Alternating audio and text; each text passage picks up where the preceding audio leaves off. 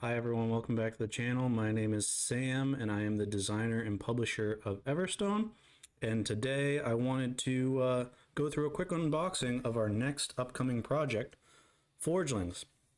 So I have the prototypes that came in with me, and I wanted to quickly walk through some of the parts and pieces that you'll expect to find in our second project that is coming to Kickstarter in early March. So when we first open the box, some of the things that you'll find, which we won't spend too much time into, is we got the rule book, which is currently at 20 pages, but I believe the final production will be extended because we still need to finish adding in the solo rules and the appendix for all the cards. But it is a easy size so that you can keep it with you at the table, and it's not like the size of the box, so it becomes floppy and unbearing. Next, we have the board of Foraglings, which is a one-piece board that will sit in the center of every one, and will keep track of the rounds, which will be 6. It'll keep track of the priority order of players. We have the line to enter the market, and then we have our few market spaces in there. And I wanted to remind everyone that this is all still prototype, so some things will be tweaked and changed. After the board, we have our player screens. So it's a 1 to 4 player game. The currency in the game are coins, which I guess we can show the punch boards that will hold all the different coins and the different resource polyomino tiles. There are 4 punch boards that are all the same material and items.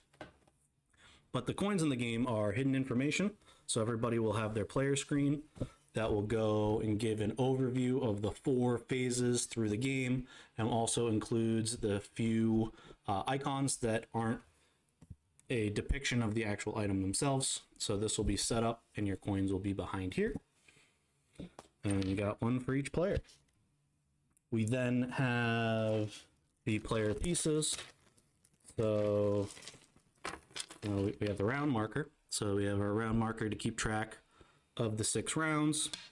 We have the 4 player colors. We got player pawns for each of them. These will be used when choosing your position to line up for the market and then interacting with cards or market locations.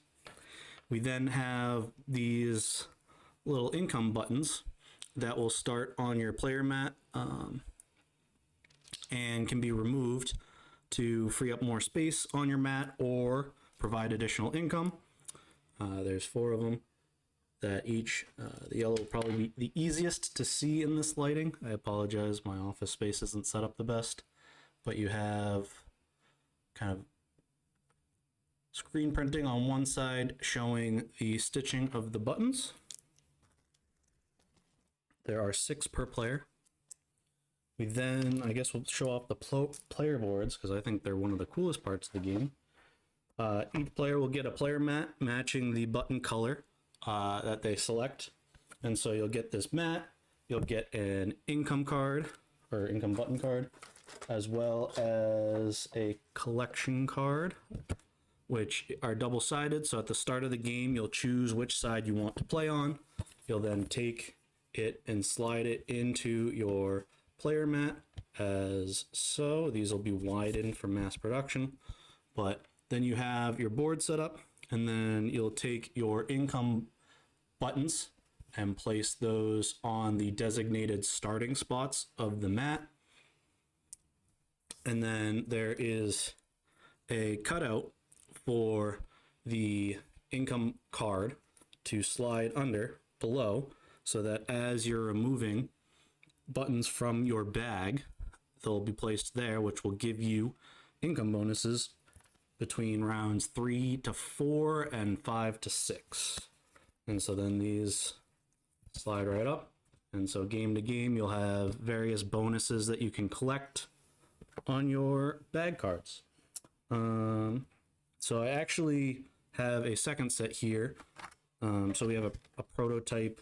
I'm making the resource tray that will be included in every game. And so this is kind of how I envision it to look in the final copy, but it'll hold all the resource tiles. And so if we put this back in really quick, as you collect resource tiles, you'll be able to place them in your bag and hold them that way. So yeah, I think the mats are really cool. Came out really well. But we got the 4 mats, 1 for each player. We got the punched coins, which we did those through the punch mat, so I won't spend a ton of time on that. We have 8 of the bag cards, which are double-sided, and you have the complexity level shown up in the corner. So 1 berry is the easier cards to play around with, where the positioning of the income buttons as well as the requirements needed to unlock the bonuses on the level 3 berry cards are a little more challenging for more seasoned players. We then have the bounty cards, which are half cards that on one side of the card will have information that there is 3 tiles that this card will give you, and that shows 1 of the tiles that you're guaranteed to get when you claim this pile. And then on the back side of them shows exactly which tiles you'll collect from the supply to add to the mat. There are 44 of those, and the number of tiles on them range from 1 to 4. But yeah, those will get set up below on top of some of the community projects each round, which I guess we can pull out the community projects, which we have a big deck of sleeved of 60 different community projects. And so let me grab a handful here. So each community project has different information on it, where the bottom of it will be end game scoring, trying to get light. Maybe I don't have the best lighting here, but the cards themselves have, I'll unsleeve it, maybe that'll help. We have up on top shows its cost to gain from the market, conversion of what you can return for coins. We have the illustration of them. We have the community project type. We have the community project name. So this one we have as the community well. Down here in the green will be its discard bonus if you play it from your hand. And then down at the bottom is endgame scoring. So this one is saying that we'll get 3 coins for every 2-piece blue stone resource tile that we end in our collection bag. And so there are 60 of the community projects, and they all have different scoring goals as well as different illustrations that you can collect and build a hand of to score at the end of the game. And then the last part of the base game are these Foraglings mats. And so at the start of the game, everyone will be dealt 2 that they can choose to play as. And so let me grab a few of them here. We have the mats, which are asymmetrical Foraglings that you can play as, which will have different little abilities that change the way you want to play the game. So Munch, for example, cares about being first to enter the market and removing income buttons, because the higher you can get on the track on his mat will get you coins at the end of the game. Each Foraging card has a little backstory of the personality of the little Foragling, as well as gameplay tips that you can either choose to look at or not.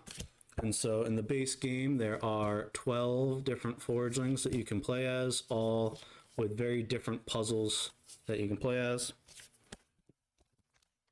Let's look at Squirt here, who cares about discarding and playing community projects from their hand, and the type of it, playing at different times will gain you different bonuses. So yeah, that is everything that comes in the base game. For this campaign, we will be having a few deluxe components and a few add-ons that you can choose to add to your pledge or not. The first one will be the acrylic standees. So in place of the player pawns,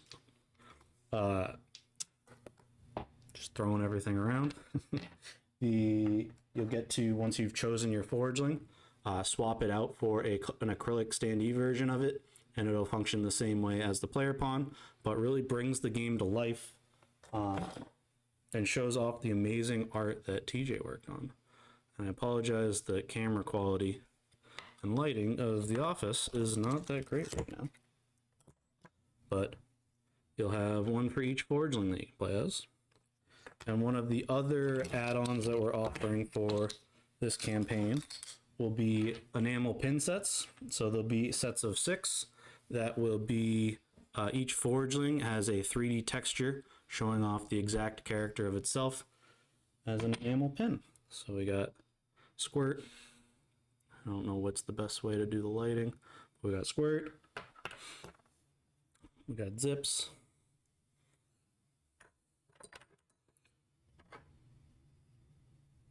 I'm blanking on all the names right now. We got Linus. Linus might be one of my favorite characters. But yeah, that's what you can expect for this upcoming campaign. We have copies that have now been sent out to previewers and reviewers, which will get much better content on the game with better lighting, all that, to give you a better idea of how gameplay works. But I just wanted to quickly hop on and unbox and show off all the parts that you can expect to find. So I appreciate everyone who's come to stop by to listen to this video, and I'll talk to you all soon.